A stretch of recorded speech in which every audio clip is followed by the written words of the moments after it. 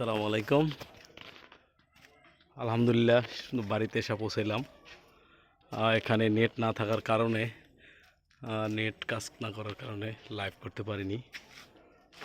আয়সা আমাদের বাড়ির তো নারিকেল গাছ, তারপরে আম গাছ, আমাদের বাড়িটা গাছে স্বয়ংসম্পূর্ণ। ইনশাল্লাহ আমাদের বিল্ডিংটা নতুন করা হচ্ছে, এখন পর্যন্ত কাজ কমপ্লিট করা হয় নাই। যাই হোক, একটু উপরে দেখি কতটুক। যাই হোক, গ্রামের পরিবেশ এই তো। ওয়াও, ড্রাগন গাছের ছাদে, আমাদের বাড়ির গ্রামের ছাদে ড্রাগন গাছ হয়েছে, যা আগাছা হয়ে গেছে। এখানে আগাছাটা পরিষ্কার করা দরকার, লাল হয়ে গেছে। যাই হোক, এই যে আমাদের এটা হচ্ছে সবেদা গাছ, লেবু গাছ, সব ধরনের গাছে, আতা গাছ, সব ধরনের গাছে আছে। আমড়া গাছ, মোটামুটি সুপারি গাছ, মাশাআল্লাহ সব ধরনের গাছে আমাদের এসে আছে বাড়িতে। ইনশাল্লাহ একটা লিচু গাছ, ওই ছোট্ট আম গাছে বলে আসছে। আমরা যদিও বাড়িতে থাকি না, কিন্তু আমাদের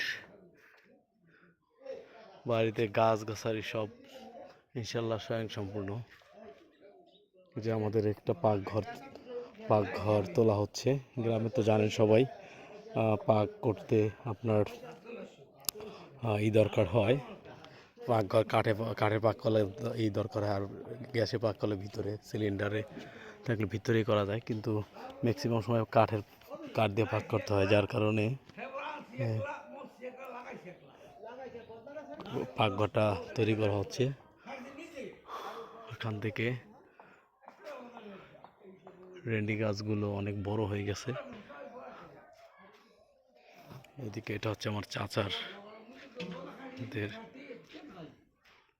এটা আমাদের বাড়ি, ওটা চাচার ঘর।